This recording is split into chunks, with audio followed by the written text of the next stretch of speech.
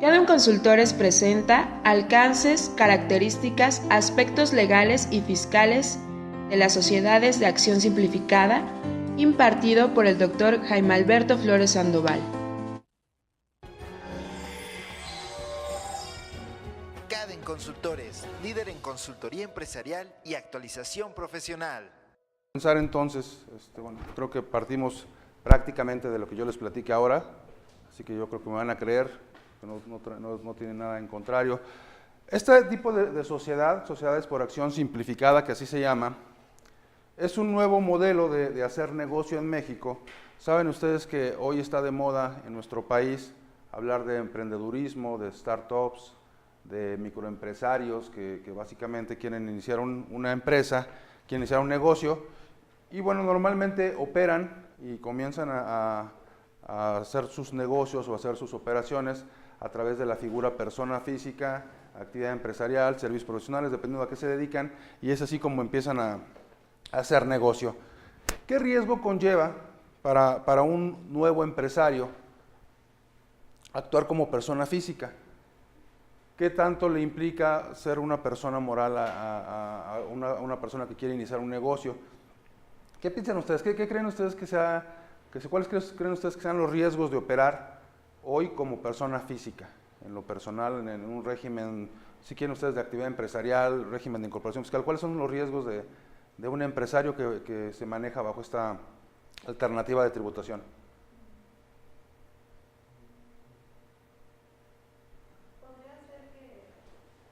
Les pido si me ayudan con el micrófono, por favor, para la gente que está en... ¿Podría ser la parte en la que termina mi patrimonio y comienza el capital que voy a utilizar para mi empresa? Bueno, mi actividad empresarial. Ok, la delimitación del patrimonio, ¿no? Del patrimonio de la persona y del patrimonio empresarial. ¿Qué otro riesgo le encuentran a...? Sí, gracias. Creo que también podría ser incurrir en lavado de dinero. ¿No podría ser esa parte? Bueno, ahí puede incurrir cualquier persona, ¿no? Lavar dinero o incorporar recursos de procedencia ilícita a tu operación, eso lo puede hacer una persona física o una persona moral.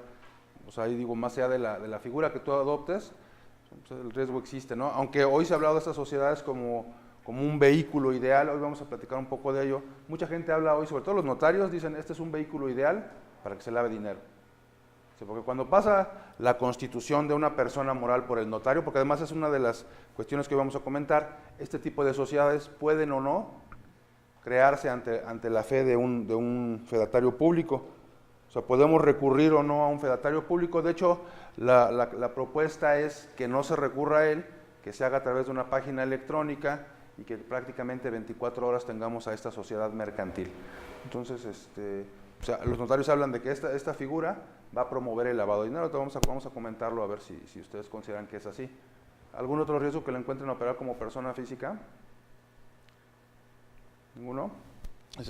Precisamente decía Blanca, hay aquí una problemática respecto de la identificación del patrimonio empresarial del patrimonio personal.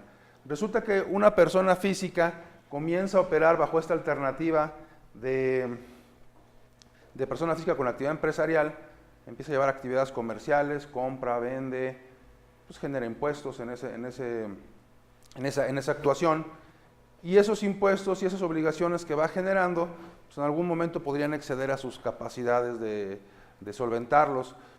Hace malos negocios, comete errores, de repente se envuelve en una serie de cuestiones vinculadas al medio ambiente económico y deja de pagar los impuestos que le corresponden. ¿Con qué patrimonio tendría que solventar esas obligaciones incumplidas esta persona? ¿Con qué paga en caso de que ya no tenga los recursos para seguir generando más negocio? ¿Cómo cumple sus obligaciones? O sea, porque dice Blanca, se separa el patrimonio con lo que es propiamente personal y separamos la otra parte, la que es meramente empresarial. ¿Se puede separar el patrimonio de una persona física? O sea, ¿cómo entendemos el patrimonio? ¿Cómo entendemos el patrimonio? Digo, tú, Blanca, que es abogada, a lo mejor nos ayuda. Como la universalidad de derechos y obligaciones que conforman la esfera jurídica de una persona. Universalidad de derechos y obligaciones de una persona, ¿no? Y decimos los que somos contadores, a lo mejor de una forma más práctica, Es el activo menos el pasivo, ¿no? El activo menos el pasivo es igual al capital y ese es el patrimonio de una persona física, los que llevan contabilidades. ¿Se puede separar o separamos lo que tiene afecto a la actividad empresarial de lo que es personal? ¿Lo hacen ustedes en sus contabilidades? Dicen, a ver, esto que ocupa esta persona, su oficina, que es un local propio, cierta cantidad de dinero, ciertas obligaciones en la tarjeta de crédito, las cuentas bancarias, esta es empresarial, esta no es empresarial. ¿Se puede separar eso? ¿Eso lo separamos cuando llevamos una contabilidad?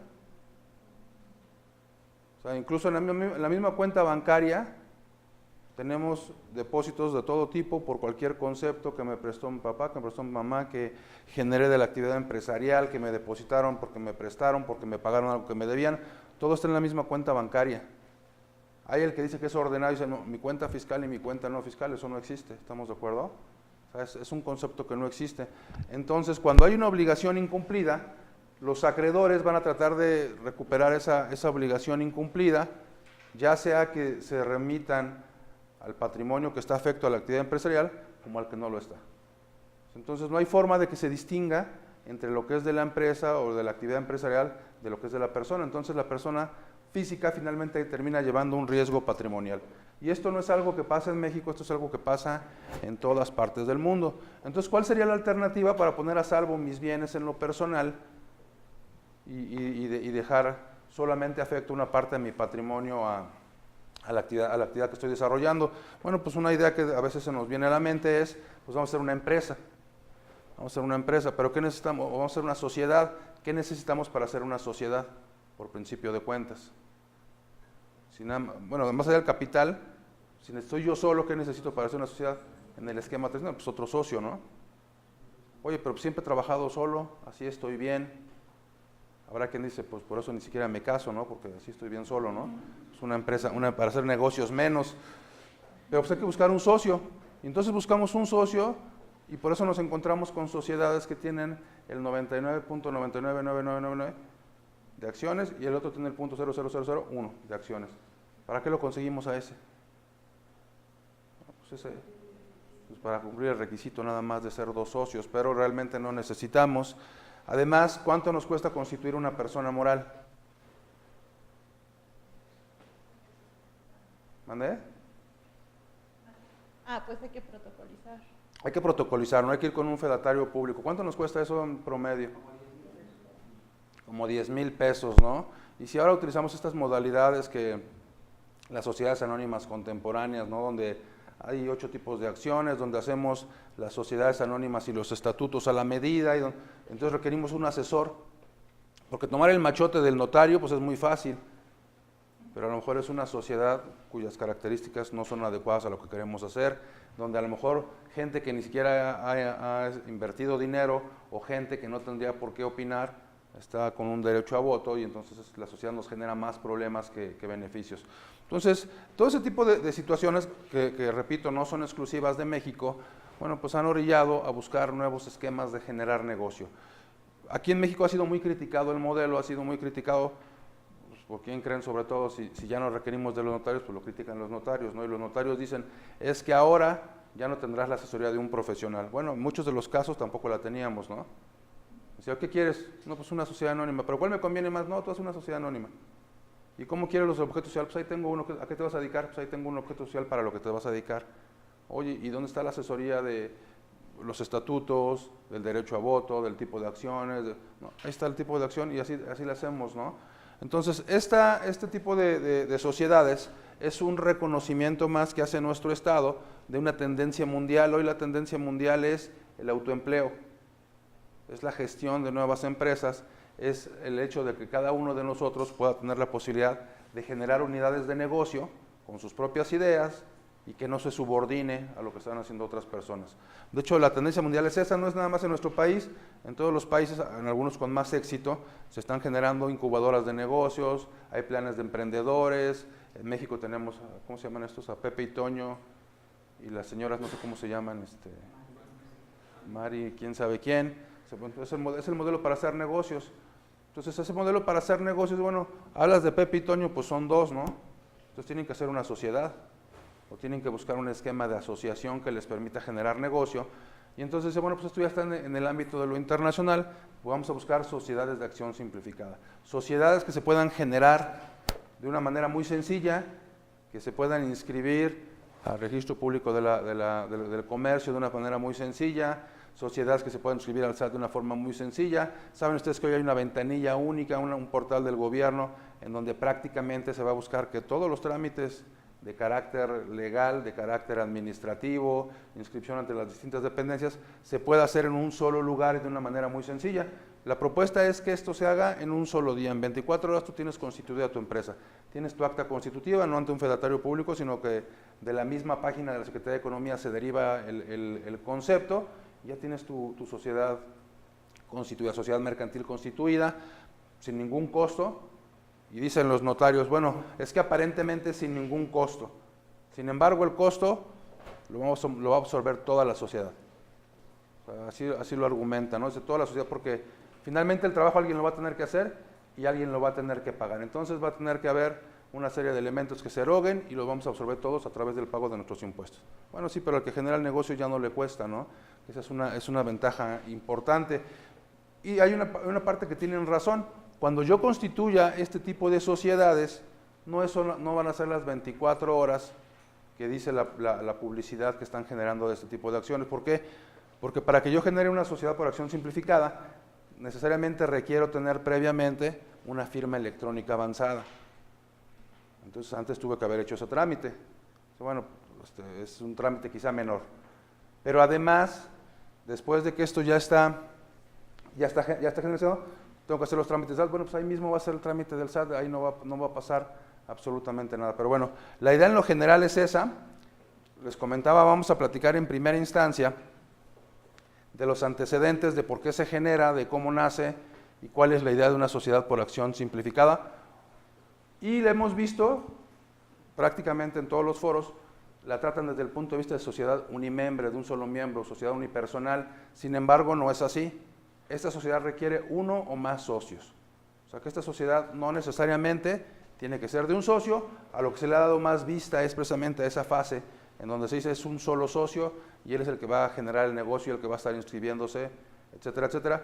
Puede ser uno, pueden ser más socios. O sea, ni siquiera es que sea solamente uno. Entonces, bueno, se publicó el 14 de marzo, decíamos, de 2016, una modificación a la Ley General de Sociedades Mercantiles. Es una ley pues, relativamente antigua, es una ley que data de 1836, ha sufrido pocas modificaciones, por ahí algunas en 2014, otras en 2010, pero han sido pocas las modificaciones que ha sufrido. Pero bueno, esta particularmente se orienta a la generación de este tipo de sociedades.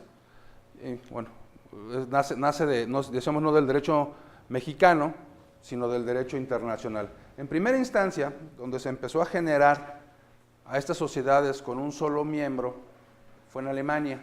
Fue en Alemania por ahí de 1980, en donde detectaron esto que nosotros nos empezamos a dar cuenta apenas. Siempre vamos un poquito atrás de los demás, ¿no? También hay que reconocer que Alemania siempre está a la vanguardia, en temas de derecho penal, de derecho de todo tipo. Kelsen, bueno, pues de donde nace el derecho positivo, es alemán, austriaco, pues, alemán al final del día.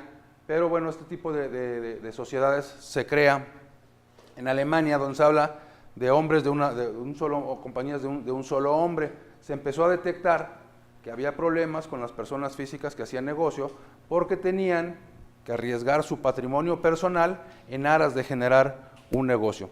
Entonces empezaron a crear este tipo de posibilidad de que la persona, sin necesariamente constituir una persona moral, separara una parte de su patrimonio.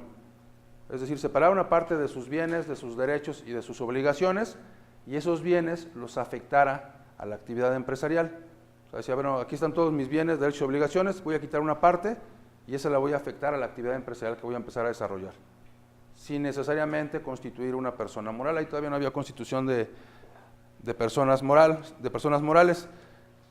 De esta idea de separar una parte del patrimonio, dijeron, bueno, si ya separamos una parte del patrimonio, es una separación pues, meramente documental, ¿por qué no hacemos que esa parte del patrimonio que está separando se constituya propiamente en un ente jurídico distinto a la persona que le da origen.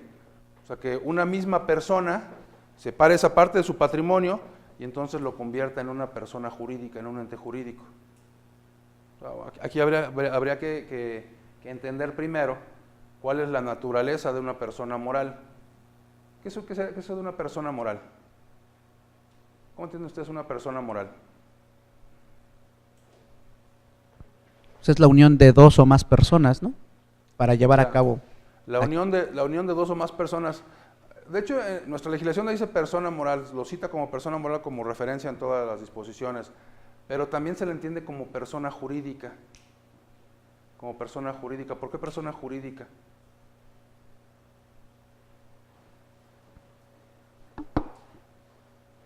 Porque es una ficción jurídica en la que la ley le da la personalidad, o sea, no es propia de este ente, pero la ley es la que le proporciona la personalidad. Es una ficción jurídica. ¿Por qué se dice que es una ficción jurídica? Porque realmente no existe, pero la ley le da. No es una persona, no es un sujeto. Sin embargo, la ley le atribuye características como si lo fuera. Es por eso que sí es una ficción jurídica. Después, la denominación de moral. ¿Por qué se la denominación de persona moral? O sea, hay quien le dice persona jurídica, hay quien le dice persona moral. ¿Por qué persona moral? O sea, ¿hay personas inmorales? Sí, también hay, ¿no? Pero es otro tema, ¿no? Pero ¿por qué persona moral? ¿Por qué se le da esa denominación de persona moral? ¿Qué es eso de la moral?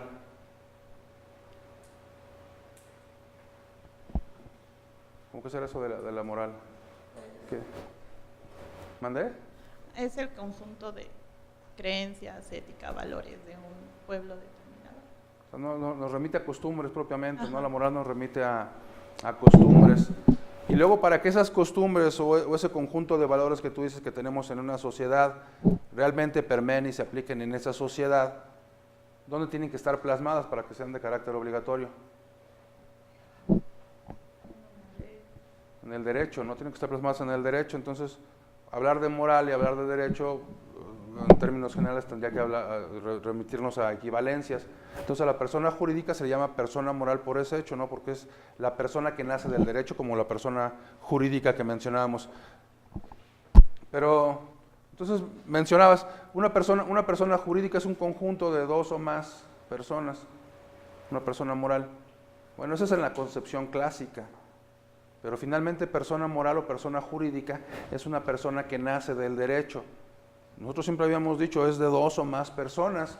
Sin embargo, la naturaleza de persona moral se la da el hecho de que sea una ficción jurídica, no de cuántas personas la integren. Y hoy, bajo esta concepción, una persona jurídica, es decir, una ficción del derecho, puede ser incluso de un solo miembro, porque sigue siendo igual que las otras, una ficción jurídica, una persona que nace del derecho. Y entonces dijeron, oye, pues entonces lo que tenemos que hacer, primero en Francia y después en Bélgica, lo que tenemos que hacer es dar la posibilidad en nuestra legislación de que ese patrimonio que se individualiza o que se separa, que se vuelve autónomo de la persona física, también tenga una personalidad jurídica propia, que también va a ser una ficción, porque es como darle vida, darle potestades, la potestad de tener derechos y de obligarse a una persona que meramente nace del derecho.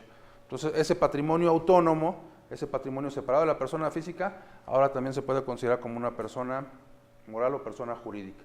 Oye, pero es que es un solo socio. Sí, es que es un solo socio, pero nunca nadie dijo que ser persona jurídica o ser persona moral tuviera que ser de dos o más. Esa ha sido la doctrina, pero bueno, cambia hoy esa concepción con esta idea, ¿no?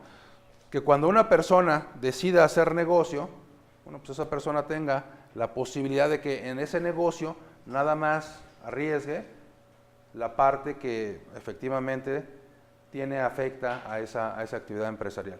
O sea, lo demás ya no puede traspasarse. Oye, pues entonces, dicen los notarios, pareciera que este es un medio ideal para evadir responsabilidades. O sea, yo constituyo una persona moral de un solo miembro, me pongo a delinquir. Oye, pues ahora me pongo a vender facturas, o lavo dinero, o hago 1000 cosas, y lo hago en esta persona moral. ¿sí? Y entonces ya no me pueden llegar, o ya no me puede afectar la actuación de esta persona moral porque yo tengo mi patrimonio resguardado. No, es que incluso la Ley General de Sociedades Mercantiles lo va a establecer ahí. O sea, no es que no es así tan fácil. O sea, si tú cometes delitos, entonces la persona física, los socios de esa persona moral, si es uno, si son varios, van a ser responsables de forma solidaria y subsidiaria por los delitos cometidos en nombre de esa persona. Entonces, oye, ya no está la protección tanto cuando se trata de delitos.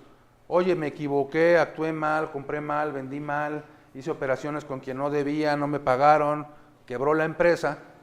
Bueno, pues entonces sí, el patrimonio con el que vas a responder por esas obligaciones es el que está en la entidad, que es lo que se pretende. Pero cuando haya delitos, bueno, finalmente los delitos sí convierten en solidarios, en responsables solidarios subsidiarios a las personas socias de esta empresa. Entonces, bueno, esa es la idea de esta modalidad, de esta noción de entidad, y tiene esa finalidad.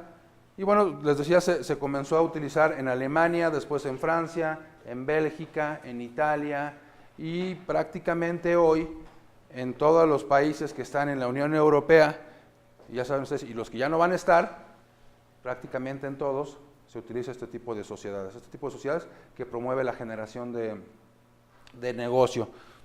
Oye, ¿y cuál es la diferencia entre esta y una persona moral de las otras que tenemos en México? Hoy ninguna.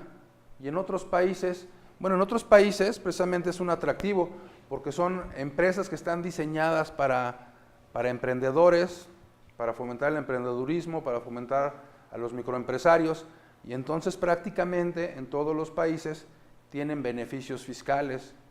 Esto también ya llegó a América, ya tienen sociedades unimembres en Chile, tienen en Ecuador, tienen en Colombia, en Argentina, y prácticamente en todos los países tienen beneficios fiscales, tienen un régimen distinto al que tienen las demás entidades. ¿Por qué? Porque son empresas más pequeñas, entonces se trata de promover esto y tienen un beneficio fiscal. ¿Qué tenemos en México hoy para ellas? En México para ellas no tenemos absolutamente nada. Por eso hoy, yo creo que antes de que entren en vigor ya en pleno, tendrá que haber una modificación de las disposiciones fiscales donde se les dé un régimen de beneficio. Si no, ¿cuál es el chiste de generar personas morales, no? O sea, si a mí me dieran a escoger hoy, ¿cómo prefieres tributar? ¿En el régimen de incorporación fiscal o como persona moral? ¿Por qué en el de incorporación? Por los beneficios que ahorita tiene de la exención del pago de ICR en el primer año y va siendo gradual esa exención, ¿no? Ok, tienes un derecho a una disminución del impuesto sobre la renta en el primer año equivalente al 100% del impuesto sobre la renta que te corresponde pagar. ¿Okay? ¿Cuáles son las características que debes reunir para seguir en ese régimen de incorporación fiscal?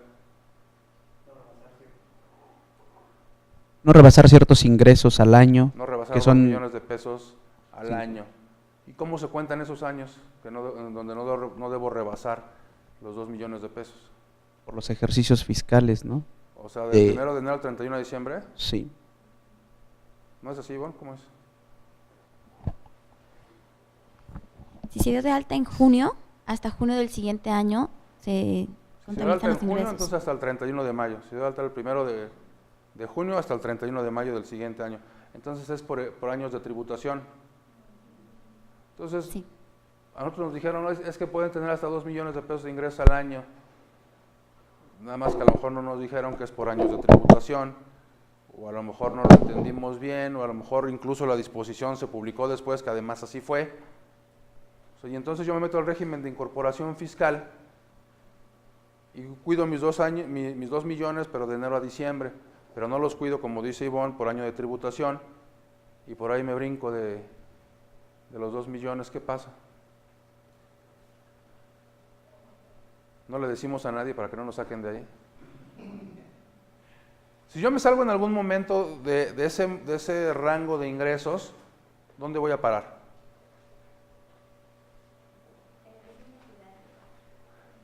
En el régimen de actividad empresarial. En la sección primera del capítulo segundo, ¿no? Actividades empresariales. Y ahí, ¿cómo pago?